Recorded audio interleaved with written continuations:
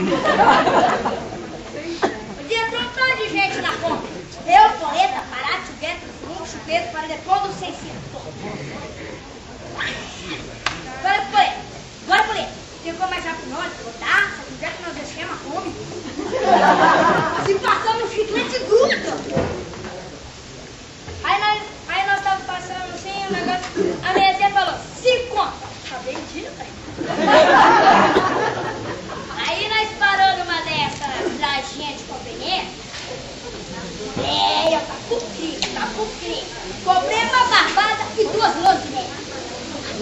Nisso aparece uma deusa na minha frente. Nunca se esqueça o nome dela. Que se beleza nesse espanhol. Aí chegou a amiga. Grande quando a amiga é esforçada na prática. O sonho dela até que era atraente, para um atrair o outro. Você lembra essas vezes que a gente mandou? Cara, a mulher era tão besta, que ela que manteve todos os remédios contra. A mulher tinha tanto pneu que se não enxugasse, os mosquitos da nega fazia festa. Aí eu falei assim, vou chamar meu amigo, Furúnculo, Dedê, sangue bom. O Furúnculo é tão feio. Quando ele nasceu, a pai dele tirou de moto, não tá pronto.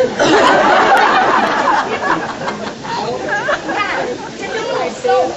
Ele teve que aprender a andar em 3 dias, porque ninguém queria pegar no corpo. Na hora de amamentar, tinha que colocar uma fenda na mãe. Não queria, mas queria com uma fenda, cara. Mas, cara, o Furúnculo é tão feio. Se você procurar a palavra fenda, ela dá uma foda dela. Quando ele nasceu, quando foi naquela incubadeira, tinha que conhecer um filme pra não dar um cano nas crianças.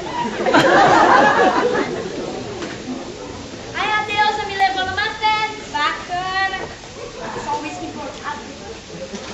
Aí bebi muito, daqui a pouco me deu um revertério. Frango, quando você tá numa boa, aí do nada, uma carta. Você fez preconceito, mas no fundo você tá administrando ali. Vai estar o sapatinho, abre a porta do banheiro, não vê que eu deixei lá. Tá mais se morrendo lá. Aí eu cheguei, fui tomar um banho lá em casa, deixei a porta do banheiro aberta. Agora que minha mãe abriu o bolso, eu falei, ei, eu lavo meu violão na velocidade que eu quiser. Esse é Deus da chaceruim, né? Fazia nós com o bracinho mais curto, mano.